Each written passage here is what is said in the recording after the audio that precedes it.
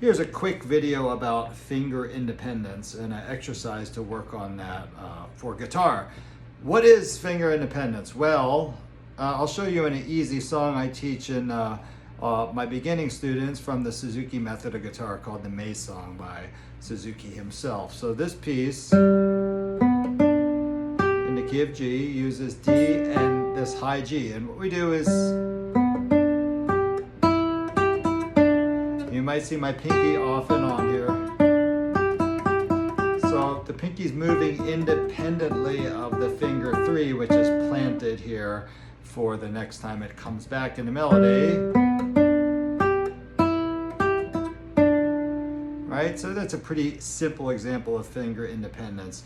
There are also, it's in all classical music. I would say we use this technique in jazz guitar and plenty of stuff. Also in very easy popular guitar stuff. So here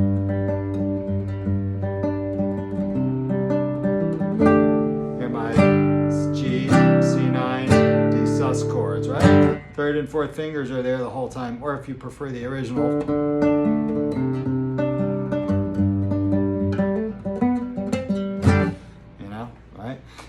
So we see this all the time in guitar music, being able to move through the chord. Hey, there we go. Moving a few fingers while I have the others locked in there. So this is an example also of finger independence. In the Pumping Nylon book, there's a great way that Scott Tennant lays this stuff out, which is in the 5th position. And I love to use this exercise with my students, so I'm gonna demonstrate and show you how I take it a little further. Which my students love, right? So I'm lined up in the 5th position here. This is all from Scott's great book, Pumping Nylon. And I'm gonna just take out one finger to use. So in this case, I'm using my finger 1, and I'm going to the string 4 and 2. Just moving back and forth. In my right hand, I'm keeping this pretty simple, you know? Thumb and index, perhaps. Then we're gonna go to string 5 and 2. In Scott's book, there's a little less of these increments. So I'm on the 6 and 2 now, and now I'll take it all the way to 6 and 1. Right, and we use all the fingers here, so second finger, same thing. Right? Keep it slow. If you have to go slower, we'll see some of the fingers are easier than others. And watching is fine. Look, I'm watching my hand now instead of watching you on the camera, right? So one more aspect of this, the other fingers should be relaxed. You shouldn't be, you're not holding these to play a note or anything. They're just anchored there or lightly resting. So do your best to let go of some of that tension in the fingers.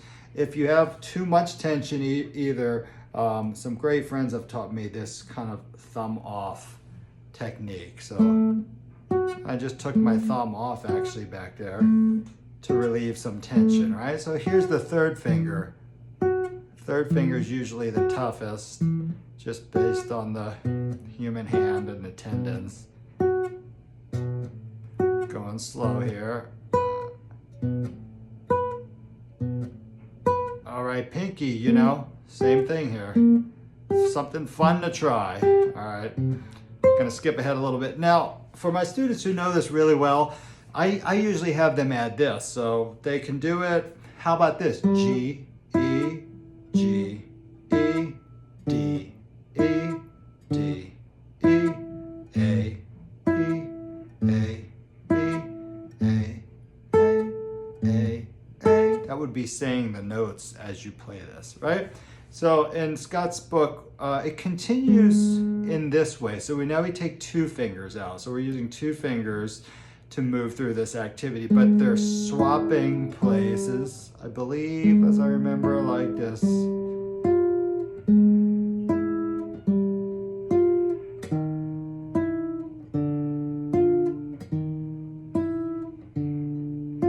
So played separately like that, as I remember. So what I like to do is play them harmonically or play them together. So I'm using finger 1 and 2. I'm gonna watch my hand a bit here. And then I'm going further, right? And then further.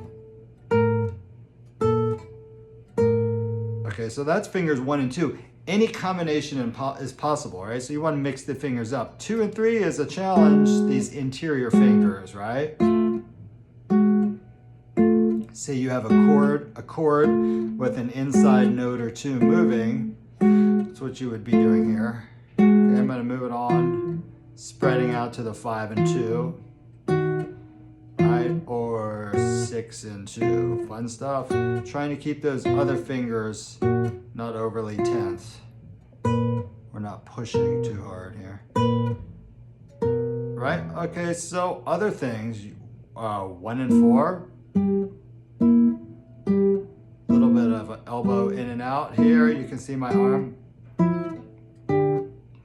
So I get the pinky reach. And you notice I'm keeping my first finger, I should mention, in this flat bar kind of shape, right? I'm not this. You see, as soon as you try to avoid the other strings, so I'm not avoiding the other strings, I feel them actually under my finger here. If you're this way, you see how much tension that creates in the hand. Immediately I feel that all the way up into my traps here in my shoulder, overly stressed. So I'm trying to keep that relaxed, right? Keep that flat, excuse me. So you see that flat first finger, right? In this shape especially. All right, the most fun is the 3 and 4. Everybody loves it. I'm gonna do my best here, so. Going to 5 and 2. 6 and 2, slowing down here.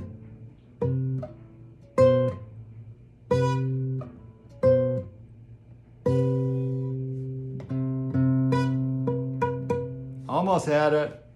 Okay, hope you enjoy that. That's finger independence exercise by Scott Tennant in pumping nylon. Expanded a little bit here with a little bit of explanation. Enjoy.